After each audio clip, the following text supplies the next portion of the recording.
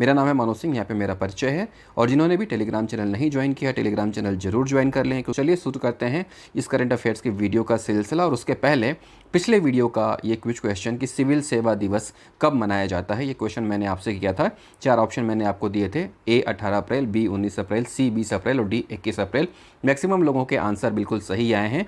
जो सिविल सेवा दिवस है वो 21 अप्रैल को मनाया जाता है।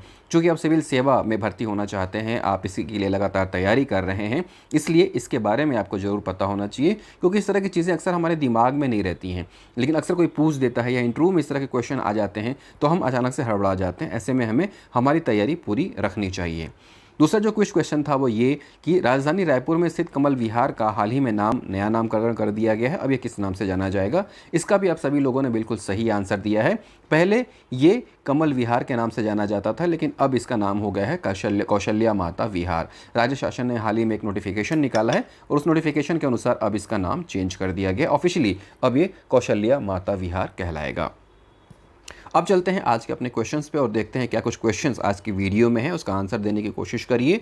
सबसे पहला क्वेश्चन, विश्व रेड क्रॉस दिवस कब मनाया जाता है? आपके ऑप्शन है ए 6 मई, बी 7 मई, सी 8 मई या डी 9 मई। ये विश्व रेड क्रॉस दिवस आपके लिए इंपॉर्टेंट है। एक तो ये कि प्रीलिम्स पे इस तरह के क्वेश्चंस आते हैं, उसके अलावा मेंस का जो पेपर 7 है उसमें भी आपके लिए इंपॉर्टेंट क्वेश्चन है रेड क्रॉस के बारे में। रेड क्रॉस को आप जानिए, रेड क्रॉस के क्या काम होते हैं वो भी जानिए, रेड क्रॉस की स्थापना कब हुई थी, रेड क्रॉस की स्थापना किसने की थी, ये सारी चीज़ों की जानकारी आपके पास होनी चाहिए, क्योंकि जब भी आप मेंस में जाएंगे तो रेड क्रॉस से रिलेटेड क्वेश्चन आने की संभावना रहती है पेपर 7 में। तो ऑप्शन आपने देख ही लिया है, ए 6 मई, बी 7 मई, सी 8 मई और डी 9 मई विश्व रेड क्रॉस दिवस। सही आंसर आपको पता है तो कमेंट बॉक्स में बताइए, नहीं तो हम चलते हैं इसका डिस्क्रिप्शन की तरह। और उसका सही जो जवाब है वो है 8 मई। 8 मई को प्रत्येक वर्ष को हम विश्व रेड क्रॉस दिवस मनाते हैं। ठीक है, क्यों मनाते हैं? यह दिवस रेड क्रॉस के संस्थापक और शांति के लिए पहले नोबेल पुरस्कार विजेता जीन हेनरी ड्यूनेंट के जन्मदिन के उपलक्ष्य में मनाया जाता है। ठीक है, बहुत सारे फैक्ट इसमें से निकल के आ रहे हैं, चेक कीजिएगा। सबसे पहले तो ये कि रेड क्रॉस के संस्थापक कौन हैं? Gene Henry Dunant. ठीक है, इसके अलावा शांति का पहला नोबेल पुरस्कार किसे दिया गया था? जीन हेनरी ड्यूनेंट को। रेड क्रॉस क्यों मनाया जाता है? क्योंकि 8 मई को ही जीन हेनरी ड्यूनेंट का जन्मदिन है, इसलिए 8 मई को ही हम विश्व रेड क्रॉस दिवस मनाते हैं। तो एक चीज़ में 3 फैक्ट्स आ गए। अब आप इसकी स्थापना किस वर्ष हुई थी उसको आप देख लीजिएगा, नोट डाउन कर लीजिएगा, क्योंकि उससे भी रिलेटेड क्वेश्चंस आपके एग्जाम में आने की संभावना रहती है। तो इस तरह से जब आप डिटेल में पढ़ेंगे तो ना सिर्फ आपके वनडे क्वेश्चंस तैयार होंगे, बल्कि जो मेंस के लिए क्वेश्चन है वो भी आपके तैयार हो जाएंगे। अगला क्वेश्चन देखिए, छत्तीसगढ़ राज्य निर्वाचन आयोग के सचिव के तौर पे किसे पदस्थ किया गया है? छत्तीसगढ़ राज्य निर्वाचन आयोग के सचिव के तौर पे, ध्यान दीजिएगा, राज्य निर्वाचन आयोग। ठीक है, निर्वाचन आयोग 2 रहते हैं, एक जो सेंट्रल रहता है और एक राज्य निर्वाचन आयोग रहता है। यहाँ पे आपका काम एक ये रहेगा कि आपको बताना होगा कि जो निर्वाचन आयोग होता है, भारत निर्वाचन आयोग, वो कौन से इलेक्शंस करवाता है और जो राज्य निर्वाचन आयोग है वो कौन से इलेक्शन करवाता है। इस बात की जानकारी आप मुझे बताइएगा कमेंट बॉक्स में लिख के। इसके बारे में जो भी जानकारी होगी आप ज़्यादा से ज़्यादा लिखिएगा, क्योंकि जितना ज़्यादा आप लिखेंगे उतना ही ज़्यादा आपकी मेमोरी में वो बात घुसती चली जाएगी और आप उसे भूलेंगे नहीं। तो हम क्वेश्चन पे लौटते हैं कि छत्तीसगढ़ राज्य निर्वाचन आयोग के सचिव के तौर पे किसे पदस्थ किया गया है? आपका ऑप्शन है ए ठाकुर राम सिंह, बी कैसर अब्दुल हक, सी अशोक अग्रवाल और डी संजय शुक्ला। जैसा कि मैं आपको हमेशा बताता हूं कि जब भी कोई क्वेश्चन आता है तो आप सिर्फ उसके आंसर पे मत जाइए, बल्कि उसके बाकी के जो ऑप्शन है उसके बारे में भी देखिए कि ये अगर ऑप्शन आया है तो ये कहाँ से आया है। इसमें से जाहिर सी बात है कि कोई एक ही ऑप्शन सही होगा, लेकिन बाकी 3 हैं तो वो कौन से हैं, ये इस बारे में भी आपको दिमाग में क्यूरोसिटी आपके रहनी चाहिए, ताकि आप ज़्यादा से ज़्यादा आंसर एक क्वेश्चन से निकाल सकें। तो क्वेश्चन आपने देख ही लिया, छत्तीसगढ़ राज्य निर्वाचन आयोग के सचिव के तौर पर किसे पदस्थ किया गया है? ए ठाकुर राम सिंह। अब अगर आप ठाकुर राम सिंह के बारे में जानते हैं तो ये भी राज्य निर्वाचन आयोग से ही संबंधित हैं, लेकिन इनका पद कौन सा है? इनका पद है आयुक्त का। ये राज्य निर्वाचन आयोग के आयुक्त के पद पर पदस्थ हैं। ठीक है, उसके बाद अगर हम आते हैं अशोक अग्रवाल के पास, तो अशोक अग्रवाल जो है, अब मैंने आपको लास्ट में बताया था कि जो भारतीय रेड क्रॉस की छत्तीसगढ़ शाखा है उसके अध्यक्ष हैं अशोक अग्रवाल। ठीक है। कैसर अब्दुल हक के बारे में हमें नहीं पता, संजय शुक्ला के बारे में हमें नहीं पता। तो इस तरह से ज़्यादा जानकारी जब आप जानेंगे तो आपको ज़्यादा से ज़्यादा चीज़ें पता चलेंगी। संजय शुक्ला के बारे में मैं अभी आपको इसलिए नहीं बता रहा हूँ क्योंकि आगे एक और क्वेश्चन है, उसका आंसर भी आपको बताना है। तो ठीक है, तो अब आप समझ गए होंगे कि कैसे एक ऑप्शन से ढेर सारे, एक क्वेश्चन से ढेर सारे ऑप्शंस को हमें निकालना है। और यहाँ पे जो छत्तीसगढ़ राज्य निर्वाचन आयोग के सचिव के तौर पर पदस्थ किया गया है वो मोहम्मद कैसर अब्दुल हक को पदस्थ किया गया है। ये 2007 बैच के IAS हैं और हक ने निर्वाचन आयुक्त ठाकुर राम सिंह से सौजन्य मुलाकात की। जैसा कि मैंने आपको बताया कि जो ठाकुर राम सिंह हैं वो राज्य निर्वाचन आयुक्त हैं। ठीक है, तो ये बारे में भी क्वेश्चन आपसे पूछा जा सकता है। इसके लेकर भी आप नोट अपने तैयार रखिएगा कि राज्य निर्वाचन आयोग के आयुक्त कौन हैं। राज्य निर्वाचन आयोग हो गया, राज्य सूचना आयोग हो गया, छत्तीसगढ़ ST आयोग हो गया, इन सारे जो आयोग हैं, राज्य महिला आयोग हो गया, इन सब के अध्यक्ष के नाम आपको पता होना चाहिए, क्योंकि कई बार मैच द कॉलम में दे देता है और आपको नहीं पता रहता तो आप उसे मैच नहीं कर पाते हैं। आगे बढ़ते हैं नेक्स्ट क्वेश्चन की तरफ। छत्तीसगढ़ भू संपदा विनियामक प्राधिकरण, जिसको कि हम रेरा बोलते हैं, के अध्यक्ष कौन हैं? हाल ही में एक नवनियुक्त अध्यक्ष बनाया गया क्योंकि इसके पहले जो अध्यक्ष थे वो उनका कार्यकाल पूरा हो गया था, तो छत्तीसगढ़ शासन ने रेरा को एक नया अध्यक्ष दिया है। आपको बताना है कि उसके अध्यक्ष वर्तमान में कौन हैं। ऑप्शन ए ठाकुर राम सिंह, आप जानते हैं ये क्या हैं, ये राज्य निर्वाचन आयोग के आयुक्त हैं। कैसर अब्दुल हक, अभी मैंने आपको बताया ये कौन है, ये राज्य निर्वाचन आयोग के सचिव हैं। अशोक अग्रवाल, इनके बारे में भी आपको बता चुका हूँ, ये कौन है, ये छत्तीसगढ़ रेड क्रॉस सोसाइटी के अध्यक्ष हैं। संजय शुक्ला, ये आपका ऑप्शन बच गया। तो यही हैं छत्तीसगढ़ भू संपदा विनियामक प्राधिकरण अर्थात रेरा के अध्यक्ष। ठीक है, ये क्वेश्चन भी आपके लिए इंपॉर्टेंट है क्योंकि जो आपका पेपर 7 है, पेपर 7 में आपका छत्तीसगढ़ भू संहिता भी है और भू संहिता के हिसाब से ही ये कानून बना हुआ है। तो पेपर 7 के लिए आपका रेरा काफ़ी इंपॉर्टेंट है, इसको तैयार कर लीजिएगा। क्या पदाधिकारी हैं, क्या इसका काम है, इसके बारे में आपको जानकारी होनी चाहिए। इस क्वेश्चन का आंसर आपने जान ही लिया, डी, संजय शुक्ला को भू संपदा विनियामक प्राधिकरण यानी कि रेरा का नया अध्यक्ष बनाया गया है। ठीक है, रेरा सेंट्रल में मई 2017 को लागू हो गया था। ठीक है, इसके बाद कई राज्यों ने अपने कानून जो है प्रावधान किए थे, लेकिन उन सभी राज्यों में छत्तीसगढ़ ऐसा पहला राज्य था जिसने रेरा को अपने यहाँ लागू कर दिया था। ठीक है, रेरा का मतलब क्या होता है, रेगुलेशन एंड डेवलपमेंट एक्ट। ठीक है, real estate regulation and development act, ये 2017 नवंबर में छत्तीसगढ़ में शुरू हो गया था और उसके बाद से बहुत अंकुश लगा है जो अवैध कॉलोनियाँ बन रही थी उनके नियमितीकरण में। इसके अलावा जो नई कॉलोनियाँ बन रही हैं वहाँ अब मकान के खरीदारों और जो बिल्डर हैं उनके बीच जो विवाद हैं वो काफ़ी कम हो गए हैं और इसी तरह का काम करता है रेरा। इसको अच्छे से पढ़िएगा, पेपर 7 के लिए भी इंपॉर्टेंट है। इसके अलावा जो मैंने क्वेश्चन पूछा कि कौन इसके अध्यक्ष बने हैं, ये आपके वनडे एग्जाम के लिए भी इंपॉर्टेंट है, चाहे वो कोई भी क्वेश्चन, चाहे कोई भी एग्जाम हो। आप में से बहुत सारे लोग पूछते हैं कि क्या इस एग्ज़ाम के लिए ज़रूरी है, क्या वो उस एग्ज़ाम के लिए ज़रूरी है।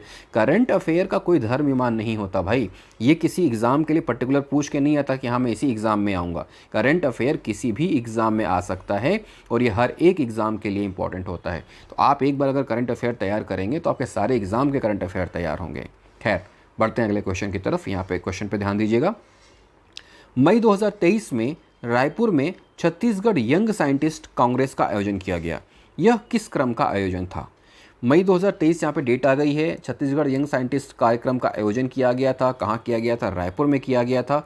कब किया गया था? मई में किया गया था। यह आयोजन किस क्रम का है ये आपको बताना है।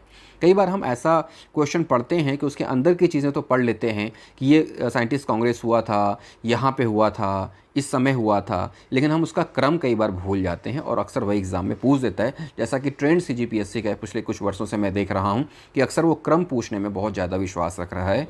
तो आपको अब ऐसे इवेंट्स के क्रम भी याद रखने होंगे। ठीक है, यहाँ पे आपका ऑप्शन है A 17वां, B 18वां, C 19वां या D 20वां। तो मई 2023 में रायपुर में छत्तीसगढ़ यंग साइंटिस्ट कांग्रेस का आयोजन किया गया।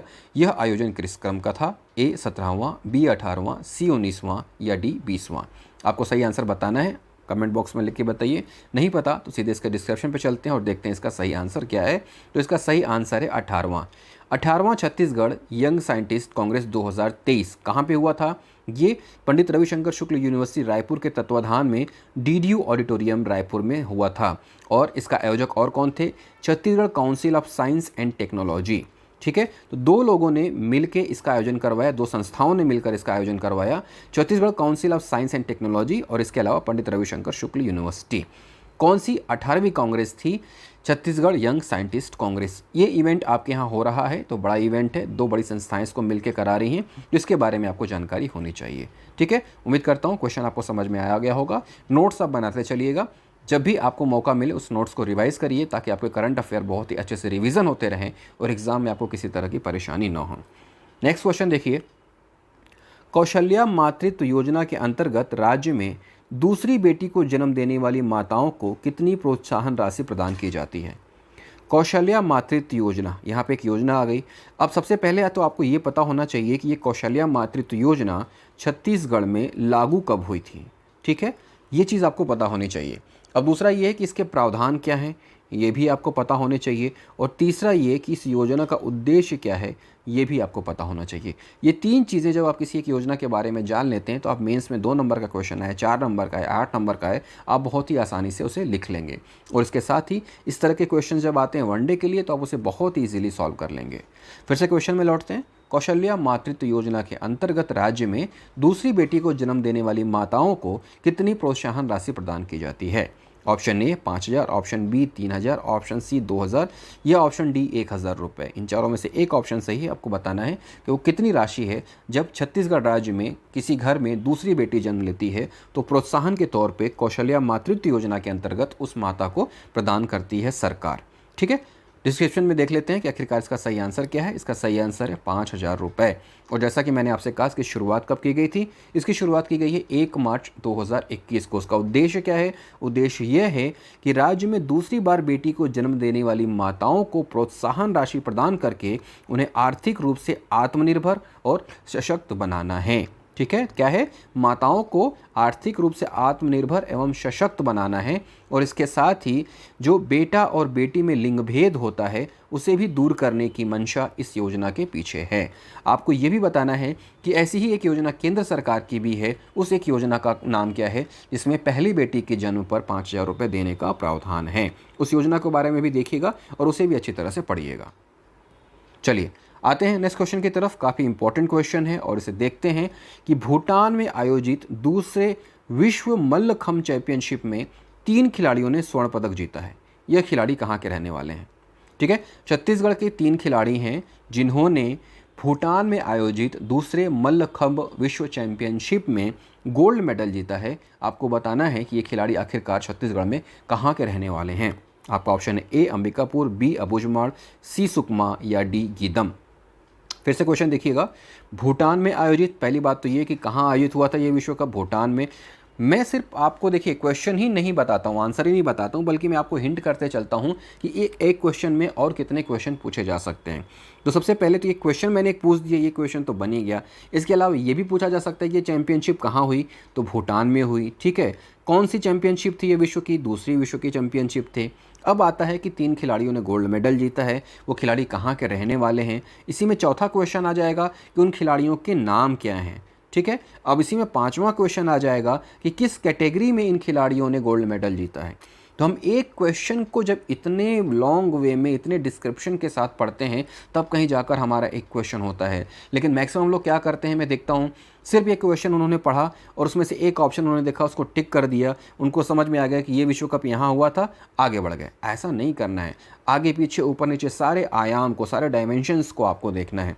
तो उम्मीद करता हूँ इसका आंसर आपको पता होगा, आपने कमेंट बॉक्स में लिख भी दिया है। तो सीधे चलते हैं इसका डिस्क्रिप्शन की तरफ कि ये जो भूटान में आयोजित हुई थी मल्लखंभ प्रतियोगिता, उसके विजेता आखिरकार कहाँ के रहने वाले हैं? तो ये रहने वाले हैं अबूझमाड़ के। आपको विश्वास नहीं होगा कि अबूझमाड़, जिसे कि अभी भी कहा जाता है कि उसे बूझा नहीं जा सका है, वहाँ के बच्चे इतना बेहतरीन प्रतियोगिता, इतने बेहतरीन टैलेंटेड हैं, इतने बेहतरीन मल्लखंभ खिलाड़ी हैं कि आप यकीन नहीं करेंगे। और यकीन तो अब करना ही पड़ेगा, क्योंकि वो अंतर्राष्ट्रीय प्रतिस्पर्धा में जाके गोल्ड मेडल लेकर आ रहे हैं। ठीक है, तो ये जो 3 खिलाड़ी हैं, उनका नाम क्या है, इस बात का भी क्वेश्चन बनता है। तो इनका नाम है संतोष शोरी, संताय पोटाई और जयंती कचलाम। आपको ये याद रखना है कि संतोष शोरी एकमात्र बालक हैं और संताय पोटाई और जयंती कचलाम बालिका हैं। इन तीनों ने जो टीम इवेंट है उसमें हिस्सा लेते हुए गोल्ड मेडल दिलाया हुआ है। भारत की टीम से ये खेले थे और टीम इवेंट में इन्हें स्वर्ण पदक मिला है। ठीक है, तो इन्होंने एक इतिहास कायम कर दिया है छत्तीसगढ़ के लिए, भारत के लिए। इस तरह की प्रतियोगिता में इतनी दूर जाकर, इस तरह के गांव से निकलकर, जहां पे पहुंचना आज भी मुश्किल कहते हैं, वहां से निकलकर भारत की टीम में शामिल होना, भारत की टीम में शामिल होकर अंतर्राष्ट्रीय प्रतियोगिता में खेलने जाना और वहां से गोल्ड मेडल लेकर आना वाकई में बहुत बड़ी बात है।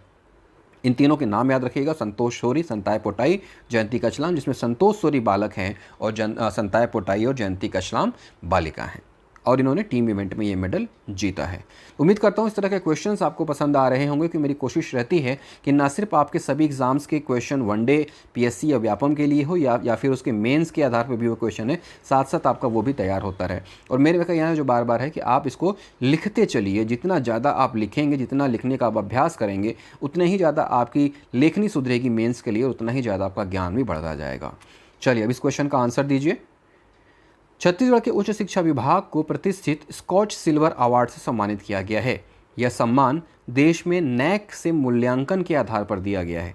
कॉलेजों में नैक मूल्यांकन में छत्तीसगढ़ का कौन सा स्थान है?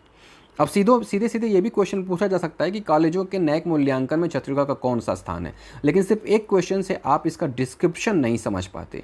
इसलिए यहाँ पे मैंने क्वेश्चन में पूरी डिटेलिंग दी है, और अक्सर ऐसे ही क्वेश्चन आजकल एग्जाम में आ रहे हैं। सबसे पहले ही तो ये उच्च शिक्षा विभाग को स्कॉच सिल्वर अवार्ड मिला है। ठीक है, कई बार हम अवार्ड देखते हैं गोल्ड, सिल्वर, ब्रॉन्ज। गोल्ड मतलब पहली पोजीशन पे आने वाले, सिल्वर मतलब दूसरी पोजीशन पे आने वाले, और ब्रॉन्ज मतलब तीसरी पोजीशन पे आने वाले। लेकिन आप इसी फैक्ट्स को तय मत मान लीजिएगा, क्योंकि अलग अलग इवेंट्स में अलग अलग अवार्ड्स के नाम होते हैं। तो यहाँ पे स्कॉच सिल्वर लगा है, इसका मतलब ये जरूरी नहीं कि दूसरा स्थान ही मिला होगा छत्तीसगढ़ को। क्वेश्चन ये है कि उच्च शिक्षा विभाग को स्कॉच सिल्वर अवार्ड मिला है। यह सम्मान देश में नैक के मूल्यांकन के आधार पर किया गया है। अब नैक क्या है ये भी आपको जानना चाहिए, तो आप इसके बारे में पढ़िएगा, पेपर 7 के लिए बहुत इंपॉर्टेंट है। कॉलेजों के नैक मूल्यांकन में छत्तीसगढ़ का कौन सा स्थान है? ऑप्शन ए पहला, ऑप्शन बी दूसरा, ऑप्शन सी तीसरा, या ऑप्शन डी चौथा। सही आंसर आप कमेंट बॉक्स में बताइए। हम फिर चलते हैं इसका डिस्क्रिप्शन की तरफ और देखते हैं कि क्या कुछ डिटेल है इस क्वेश्चन का। ठीक है, इस क्वेश्चन के डिटेल में हम ये देखते हैं कि नैक से मूल्यांकन के आधार पर छत्तीसगढ़ का पहला स्थान है। क्यों पहला स्थान है? जो नैक है वो कॉलेजों का मूल्यांकन करता है, यूनिवर्सिटीज़ का मूल्यांकन करता है, और इसके मूल्यांकन के आधार पर ही यूजीसी से फिर उस कॉलेज को या फिर उस यूनिवर्सिटी को ग्रांट मिलता है, अलग से पैसे मिलते हैं विकास कार्यों में, शोध कार्यों में, शैक्षणिक कार्यों में खर्च करने के लिए। तो ऐसे 211 कॉलेज शासकीय थे छत्तीसगढ़ में जो कि नैक के लिए एलिजिबल थे। उनमें से 197 का नैक मूल्यांकन कराया छत्तीसगढ़ ने, और इस आधार पर 211 में से 197 कॉलेजेस का नैक का मूल्यांकन कराकर छत्तीसगढ़ पूरे देश में प्रथम स्थान पर रहा, क्योंकि इतनी ज़्यादा संख्या में कॉलेजों का नैक से मूल्यांकन कोई नहीं करा पाया। और यहाँ पे पेपर 7 के लिए कुछ फैक्ट्स भी हैं आपके पास, देख लीजिएगा। ठीक है, शैक्षणिक में पूछ सकता है। 2018-19 में जो कॉलेजों में छात्रों की संख्या थी वो तकरीबन 2.6 लाख थी, लेकिन 2022-23 में इसमें 48% का ग्रोथ हुआ, और अभी जो संख्या है 3.35 लैक्स हो गई है। तो अगर छत्तीसगढ़ में आपका उच्च शिक्षा को लेकर ऐसे भी लिखने को आता है तो उसके लिए भी ये फैक्ट्स आपके काम आएंगे, इसे आप नोट डाउन कर लीजिएगा। अगर हायर एजुकेशन से संबंधित कोई क्वेश्चन या फिर कोई ऐसे आता है तो इस फैक्ट्स को डालिएगा, इससे आपका ऐसे बहुत मजबूत होगा या आपका जो आंसर है काफ़ी रिच दिखेगा। अगर हम बात करें पिछले 4 वर्षों की, तो पिछले 4 वर्षों में 33 नए गवर्नमेंट कॉलेज और 76 नए प्राइवेट कॉलेज की स्थापना की गई है। तो ये फैक्ट्स आपके लिए इंपॉर्टेंट है, इसे रखिएगा ताकि आप वनडे एग्जाम में या फिर मेंस में इसका बहुत अच्छे से यूज़ कर सकें और अपने आंसर को और इम्प्रूव कर सकें। तो 1 से लेकर 15 मई तक के इस एपिसोड में इतने ही क्वेश्चन थे। हाल में आपके लिए क्विज क्वेश्चन जिसका आंसर आपको बताना है।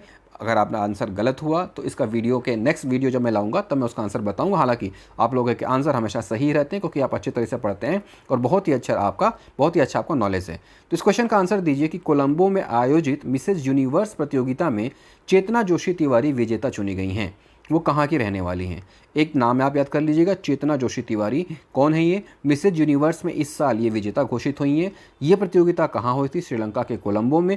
रहने वाली कहाँ की हैं? छत्तीसगढ़ की है। छत्तीसगढ़ में कहाँ की हैं ये आपको बताना है। ऑप्शन ए है Raipur, option B Bilaspur, option C Bhilai या ऑप्शन डी जांजगीर चांपा। कुछ क्वेश्चन नंबर 2 देखते हैं। चीन में आयोजित होने वाले सॉफ्टबॉल प्रतियोगिता में भारतीय टीम के छत्तीसगढ़ में शामिल होने वाले खिलाड़ी कौन से हैं? जो सॉफ्टबॉल प्रतियोगिता इस बार चीन में होने वाली है, उसमें भारतीय टीम में से सॉफ्टबॉल की टीम सेलेक्ट हुई है, भारतीय टीम का चयन किया गया है। उस भारतीय टीम में शामिल होने वाली एक खिलाड़ी छत्तीसगढ़ से है। आपको बताना है कि छत्तीसगढ़ की वो कौन सी खिलाड़ी है जो भारतीय सॉफ्टबॉल में चुनी गई है और अंतर्राष्ट्रीय प्रतियोगिता के लिए चीन जाने वाली है। आपके ऑप्शन है ए ज्ञानेश्वरी, बी जय ज्योत्सना, सी प्रीति वर्मा या डी गंगा सोना। आपको अपना आंसर देना है कमेंट बॉक्स में। आपको आंसर पता है तो अच्छी बात है, नहीं पता तो नेक्स्ट वीडियो में मैं बताऊंगा। तब तक आप सर्च करिएगा इस प्रतियोगिता और इस खिलाड़ी के बारे में जानने की कोशिश करिएगा। कोलंबो में आयोजित मिसेज यूनिवर्स प्रतियोगिता में चेतना जोशी तिवारी विजेता चुनी गई हैं। वो कहाँ की रहने वाली हैं? ये 4 ऑप्शन थे आपके पास, रायपुर, बिलासपुर, भिलाई और जांजगीर चांपा। और आप में से मैक्सिमम ने इसका सही आंसर दिया है। जो चेतना जोशी तिवारी हैं वो जांजगीर चांपा में रह रही हैं और कोलंबो में मिसेज यूनिवर्स प्रतियोगिता की ये विजेता चुनी गई हैं। दूसरा जो क्वेश्चन है क्विज क्वेश्चन का लास्ट वीडियो का, वो ये कि चीन में आयोजित सॉफ्टबॉल प्रतियोगिता में भारतीय टीम में छत्तीसगढ़ से शामिल होने वाली खिलाड़ी कौन है? इसका भी आप सभी ने आंसर बिल्कुल सही दिया है। इसका मतलब ये है कि आप बिल्कुल सही दिशा में पढ़ रहे हैं और आपका नॉलेज बहुत अच्छा है। तो गंगा सोना इसका सही आंसर है। छत्तीसगढ़ से शामिल होने वाले खिलाड़ी, यहाँ पे एक और नाम है प्रीति वर्मा। ये भी इसी टीम में शामिल होने वाली रिजर्व प्लेयर हैं, तो इनके बारे में भी जानकारी रख लीजिएगा। प्रीति वर्मा भी सॉफ्टबॉल खेलती हैं और ये भी इस टीम में हैं, लेकिन वो मेन टीम में ना होकर रिजर्व में रखी गई हैं। अगर किसी खिलाड़ी को कुछ होता है तो प्रीति वर्मा फिर टीम में आ जाएंगी। ये भी छत्तीसगढ़ से ही हैं। तो गंगा सोना और प्रीति वर्मा ये 2 हैं, लेकिन गंगा सोना टीम में है इसलिए इनका नाम ज़्यादा है। तो ये बहुत इंपॉर्टेंट है आपके लिए। अब चलते हैं अपने करंट अफेयर के सिलसिले की तरफ, उसे आगे बढ़ाते हैं और देखते हैं क्या कुछ प्रश्न हैं आज के इस वीडियो में। तो सबसे पहला प्रश्न, झीरम श्रद्धांजलि दिवस किस दिन मनाया जाता है? मुझे लगता है कि ये जो एक दिन है इसे कोई भी छत्तीसगढ़ का जो व्यक्ति है भूलेगा नहीं, क्योंकि जो कुछ भी इस दिन हुआ था वो बहुत ही विहंगम था और बहुत ही दर्दनाक था। और इसीलिए अब छत्तीसगढ़ सरकार ने एक नोटिफिकेशन जारी किया है कि हर वर्ष इस दिवस को झीरम श्रद्धांजलि दिवस के रूप में मनाया जाएगा। तो आपको बताना है कि ये झीरम श्रद्धांजलि दिवस किस दिन मनाया जाता है। आपके ऑप्शन है ए 22 मई, बी 23 मई, सी 24 मई या डी 25 मई। 22, 23, 24 या 25 मई में से एक ऑप्शन सही है। आपको बताना है कि झीरम श्रद्धांजलि दिवस किस दिन मनाया जाता है। ठीक है, आपको पता होना चाहिए कि झीरम कहाँ है, बस्तर में है। वहाँ पे एक दुखदाई घटना हुई थी और उसी की याद में प्रतिवर्ष झीरम श्रद्धांजलि दिवस मनाने का निर्णय छत्तीसगढ़ सरकार द्वारा लिया गया है। इसके डिटेल की तरफ चलते हैं। तो जो झीरम श्रद्धांजलि दिवस है उसका सही आंसर है 25 मई। प्रत्येक वर्ष 25 मई को झीरम श्रद्धांजलि दिवस मनाया जाएगा और प्रदेश के सभी शासकीय अर्ध शासकीय कार्यालयों में जो शहीद हुए हैं जनप्रतिनिधि या सुरक्षा बल और नक्सल हिंसा में जो वर्तमान और विगत वर्षों में भी जो शहीद हुए हैं उनके लिए श्रद्धांजलि अर्पित की जाएगी। ठीक है, राज्य शासन द्वारा प्रतिवर्ष 25 मई को झीरम श्रद्धांजलि दिवस के रूप में मनाने का निर्णय लिया गया है। तो ये एक डेट आप याद रखिएगा। अगला क्वेश्चन देखते हैं, सारथी मोबाइल ऐप। ये एक मोबाइल ऐप है जिसका नाम क्या है, सारथी। इसके माध्यम से नागरिक आसानी से किसी भी समय अपनी शिकायतों को दर्ज करा सकते हैं और उन शिकायतों को ट्रैक भी कर सकते हैं। आपको बताना है कि यह मोबाइल ऐप किस जिले में शुरू किया गया है। सारथी नाम का जो मोबाइल ऐप है उसके माध्यम से कोई भी नागरिक अपनी शिकायत कर सकता है और उसकी शिकायत कहाँ तक पहुँची है, क्या कुछ उस पर कार्रवाई हुई है, उसको वह ट्रैक भी कर सकता है। और ये ऐप एक ज़िले ने शुरू किया है। आपको बताने को ज़िला कौन सा है। अगर आपको सही आंसर बताए तो कमेंट बॉक्स में आप इसका आंसर ज़रूर बताइए, नहीं तो हम डिस्क्रिप्शन में देखेंगे ही कि आखिरकार इसका सही आंसर क्या है। आपके ऑप्शन है ए रायपुर, बी दुर्ग, सी बिलासपुर और डी राजनांदगांव। ये जो 4 ऑप्शन है इसमें से कोई एक ऑप्शन सही है कि आखिरकार सारथी मोबाइल ऐप कहाँ पे शुरू किया गया है, रायपुर, दुर्ग, बिलासपुर या राजनांदगांव, आपको बताना है। और ये भी आपको जानना है कि सारथी मोबाइल ऐप करता क्या है। तो ये नागरिकों के लिए है। नागरिक अपनी शिकायतें इस पर दर्ज करा सकते हैं, ट्रैक कर सकते हैं और अपनी जो शिकायतें हैं उसको फॉलो कर सकते हैं कि क्या कुछ हुआ जा रहा है। चलते हैं डिस्क्रिप्शन की तरफ। आपने आंसर दे दिया है कमेंट बॉक्स में। अब देखते हैं कि इसका सही आंसर क्या है। इसका सही आंसर है दुर्ग जिला। 21 मई को इसकी शुरुआत की गई थी भरोसे का सम्मेलन में। भरोसे का सम्मेलन क्या है? भरोसे का सम्मेलन एक शासकीय कार्यक्रम था जिसमें मुख्यमंत्री भूपेश बघेल शामिल हुए थे और इसी सम्मेलन में इन्होंने ये जो ऐप है उसका शुभारंभ किया था। कौन से जिले में? दुर्ग जिले में। किस तारीख को? 21 तारीख को। ठीक है, सारथी ऐप का शुभारंभ हुआ। यहाँ पे इसका डिटेल है कि आखिरकार क्या क्या सारथी ऐप से हो सकता है। आप इसको नोट कर लीजिएगा, वीडियो को पॉज कर लीजिएगा और जो नोट्स आप बना रहे हैं उसको रिवाइज ज़रूर करिएगा, क्योंकि आप कितना भी अच्छा नोट्स बना लें, कितने भी अच्छे कंटेंट आपके पास हो जाएं, अगर आप रिवाइज नहीं करते हैं तो आपका सारा मेहनत जो है वो बेकार है। तो रिवीजन बहुत ज़रूरी है, रिवीजन आप करते रहिए। अगले क्वेश्चन की तरफ बढ़ते हैं।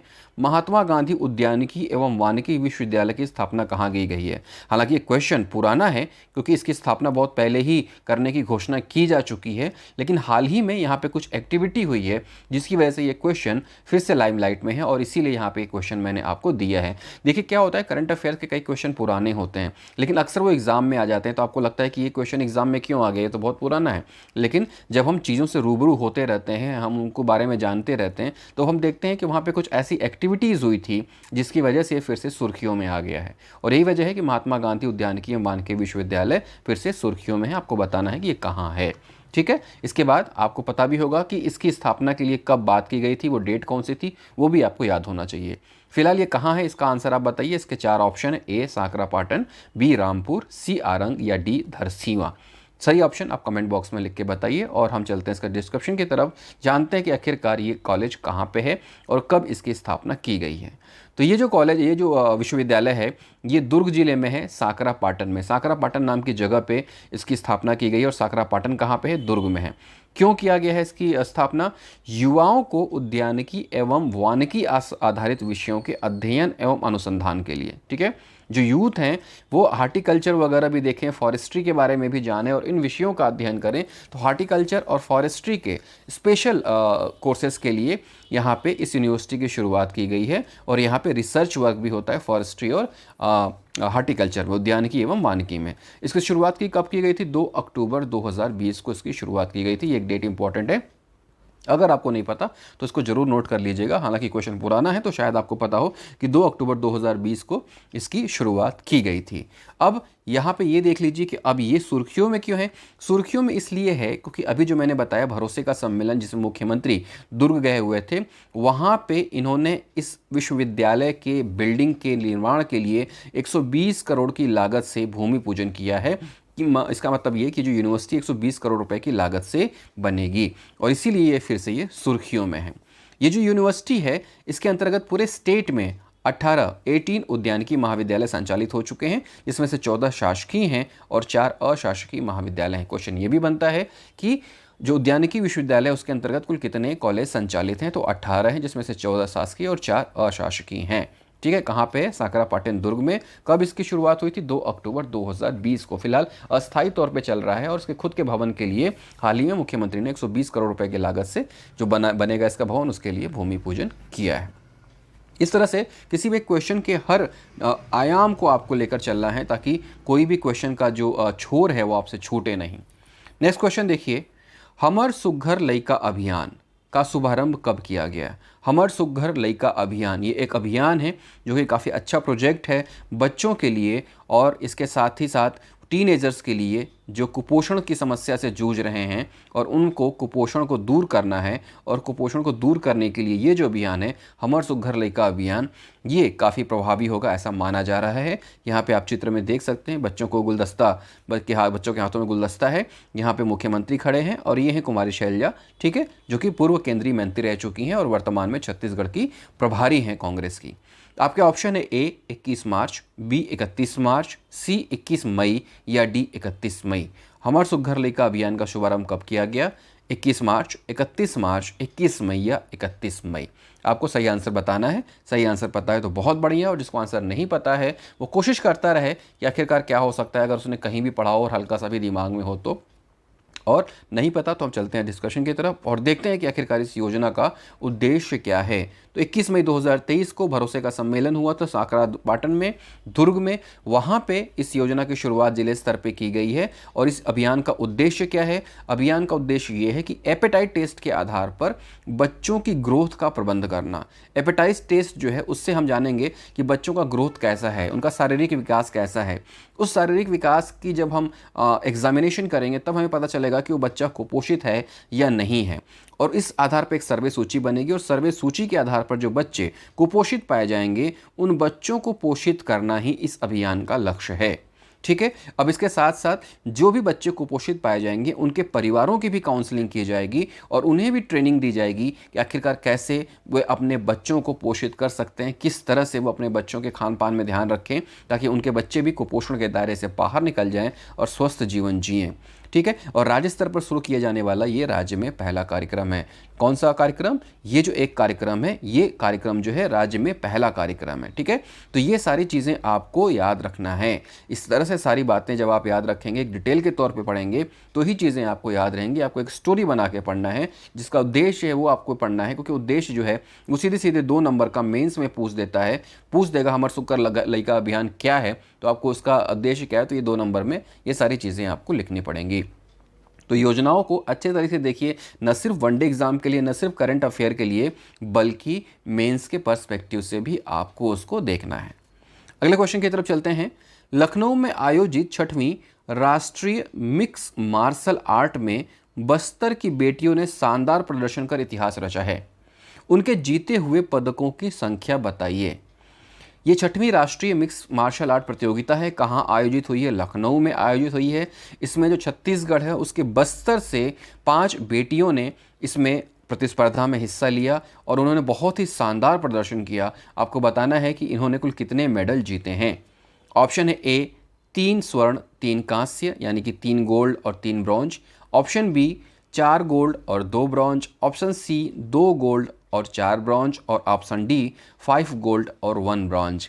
ए है आपका 3 स्वर्ण और 3 कांस्य, बी है आपका 4 स्वर्ण और 2 कांस्य, सी है आपका 2 स्वर्ण और 4 कांस्य, और डी है 5 स्वर्ण 1 कांस्य। इन चारों में से कोई एक संख्या ऐसी है मेडलों की जो इनके द्वारा जीती गई है। आपको बताना है कि वो सही मेडल की संख्या क्या है। अगर आपको ऑप्शन पता है तो आप कमेंट बॉक्स में जरूर लिख के बताइए। तस्वीरें यहाँ पे मैं जरूर डाल देता हूँ, जो भी तस्वीरें मुझे क्वेश्चन से रिलेटेड मिल पाती हैं, ताकि वो क्वेश्चन में देखते हुए पढ़ते हुए तस्वीरें भी आपके दिमाग में रहे और उन तस्वीरों के हिसाब से आप ये जान जाएं कि आखिरकार किस तरह से क्वेश्चन को आपको तैयार करना है।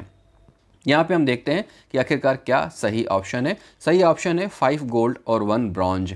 17 से 21 मई को लखनऊ में इसका आयोजन हुआ था और जो गोल्ड मेडल की विजेता हैं वहाँ इनका नाम यहाँ पे लिखा हुआ है और जो ब्रॉन्ज मेडल की विजेता हैं उनका भी नाम यहाँ पे लिखा हुआ है।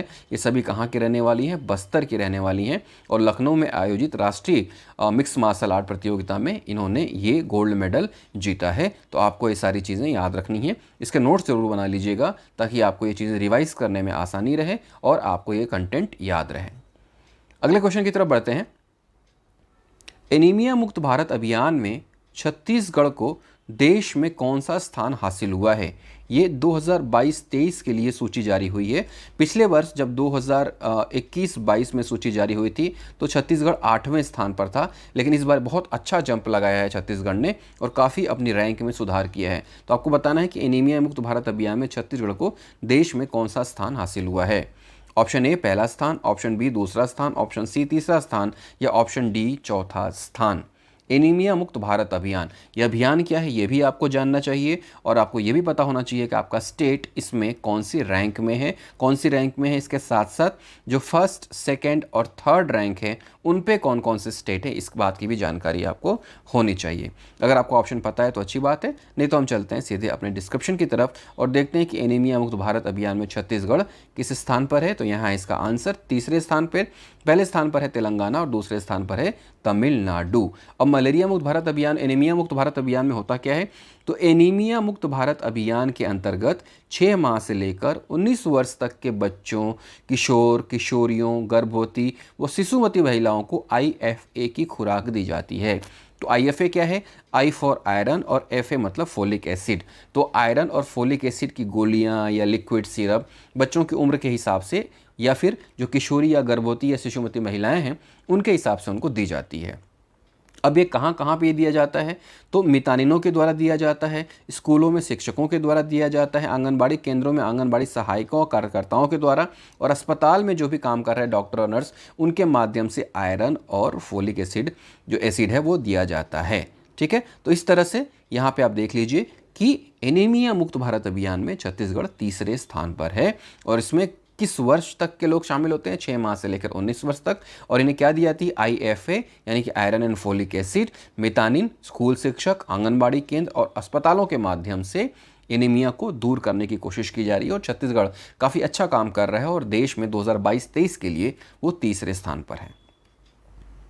अगले क्वेश्चन की तरफ बढ़ते हैं। क्वेश्चन का आंसर बताइए, अगर आपको पता है तो कमेंट बॉक्स में लिख के, नहीं तो हम डिस्क्रिप्शन पे तो जाएंगे ही।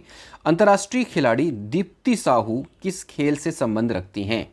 अंतर्राष्ट्रीय खिलाड़ी दीप्ति साहू किस खेल से संबंध रखती हैं?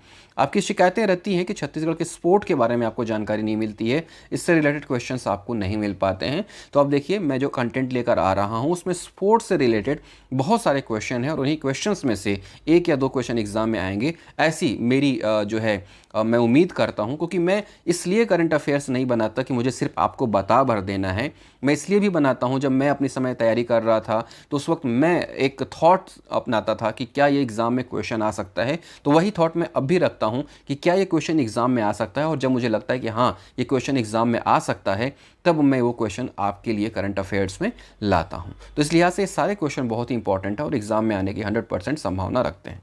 अब आपको बताना है कि अंतर्राष्ट्रीय खिलाड़ी दीप्ति साहू किस खेल से संबंध रखती हैं। आपके ऑप्शन है A martial art, B basketball, C भारोत्तोलन या D badminton. Martial art, basketball, भारोत्तोलन, बैडमिंटन। अंतर्राष्ट्रीय खिलाड़ी दीप्ति साहू। अब इससे 2 चीज़ें पता चलेगी। एक तो ये पता चलेगा कि दीप्ति साहू नाम की कोई खिलाड़ी भी है, दूसरा ये पता चलेगा कि वो कौन सा खेल खेलती है, तीसरा ये भी कि दीप्ति साहू कहाँ की रहने वाली हैं, इन्होंने क्या कुछ किया है। ये सारी जानकारी आपको मिलेगी और इसीलिए क्वेश्चन के हर आयाम को देखना चाहिए, जैसा कि मैं बार बार बताता हूँ।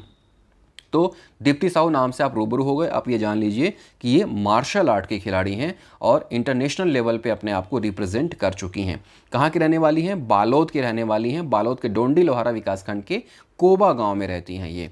छोड़िए, सुनिए, मतलब कोबा गांव मतलब एक छोटा सा गांव, वहाँ से निकलकर इन्होंने अपने आप को इंटरनेशनली स्टैंड किया है। और फिलहाल ये रूस में एक इंटरनेशनल मार्शल आर्ट प्रतियोगिता था, वहाँ पे शामिल होने गई हुई हैं। और इसके अलावा ये गोवा और नेपाल के काठमांडू में भी आयोजित मार्शल आर्ट प्रतियोगिता में शामिल होकर 2 बार गोल्ड मेडल भी जीत चुकी हैं। तो काफ़ी प्रतिभावान खिलाड़ी हैं और ये कौन सा खेल खेलती हैं? मार्शल आर्ट खेलती हैं। तो इस तरह से आपको इनका नाम, इनके गांव का नाम, इनके ज़िले का नाम, किस स्तर के खिलाड़ी हैं, ये सारी चीज़ें आपको जाननी होंगी। नोट्स बनाते चलिए और इसे रिवाइज़ ज़रूर करते चलिए।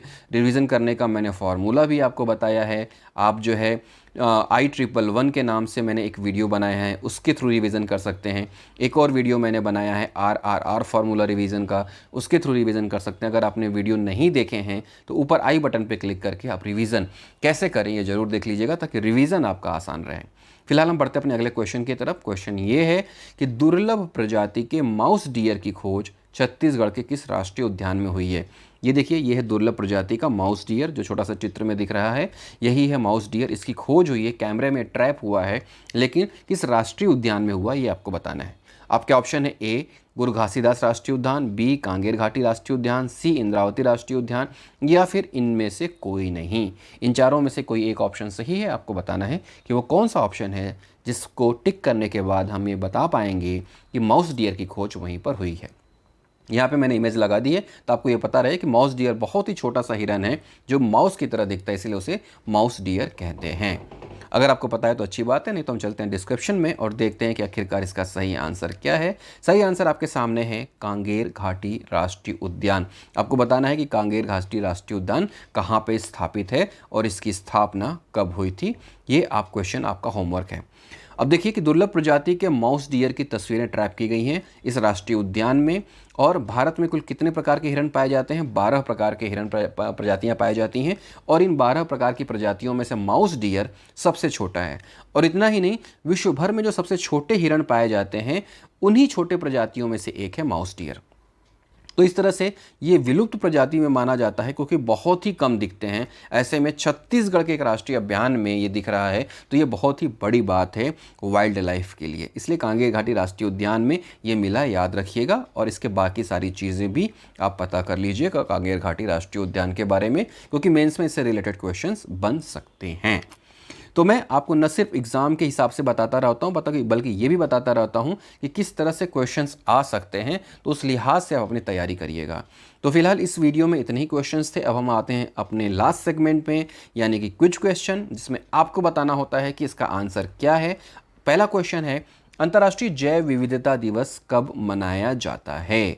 ठीक है, बायोडाइवर्सिटी डे ये कब मनाया जाता है? International biodiversity day. आपके ऑप्शन है ए 19 मई, बी 20 मई, सी 21 मई या डी 22 मई। आपको सही आंसर बताना है कमेंट बॉक्स में कमेंट करके। दूसरा आपका क्विज क्वेश्चन क्या क्वेश्चन है कि मितान योजना के अंतर्गत अब घर बैठे राशन कार्ड भी मिलेगा। योजना के लिए किस टोल फ्री नंबर पर कॉल करना होगा? मितान को बुलाने के लिए आपको एक टोल फ्री नंबर पे कॉल करना होता है। जब आप उस टोल फ्री नंबर पे कॉल करते हैं तो आपके घर आ जाता है और उसके बाद आप घर बैठे बैठे कई सारी सेवाओं का लाभ ले सकते हैं। तो आपके लिए एक होमवर्क ये भी है कि कितनी सेवाओं का लाभ उसमें आप ले सकते हैं। मितान योजना के बारे में आप ज़रूर पढ़िएगा। मितान योजना कब शुरू की गई इसके बारे में भी पढ़िएगा। फिलहाल आपको बताना है कि इसका टोल फ्री नंबर क्या है। आपके ऑप्शन है ए 14242, बी 14543, सी 14345 या डी 14545। फिर से सुनिएगा 14242, 14543, 14345 या 14545। आंसर कमेंट बॉक्स में लिख के ज़रूर बताइएगा। उम्मीद करता हूँ ये सेशन आपको पसंद आया होगा। करंट अफेयर आप अच्छे से पढ़ रहे होंगे। इसके अलावा मेंस के पर्सपेक्टिव से जो मैं आपको बताता हूँ उस पर भी ध्यान देख रहे होंगे और रिवीजन ज़रूर कर रहे होंगे। रिवीजन के लिए वीडियो जो मैंने बनाए हैं 2 RRR और I111 वो ज़रूर देखिएगा। टेलीग्राम चैनल ज्वाइन कर लीजिए ताकि आपको लेटेस्ट अपडेट्स मिलते रहें और चैनल भी सब्सक्राइब कर लीजिए ताकि खोजना ना पड़े आपको वीडियो नोटिफिकेशन हर बार जब वीडियो अपलोड हो तो आपको मिल जाए। उम्मीद करता हूँ इसी तरह से आप आगे बढ़ते रहेंगे और लगातार पढ़ते रहेंगे ताकि आप अपना लक्ष्य हासिल कर सकें। फिर मिलूंगा। जय हिंद।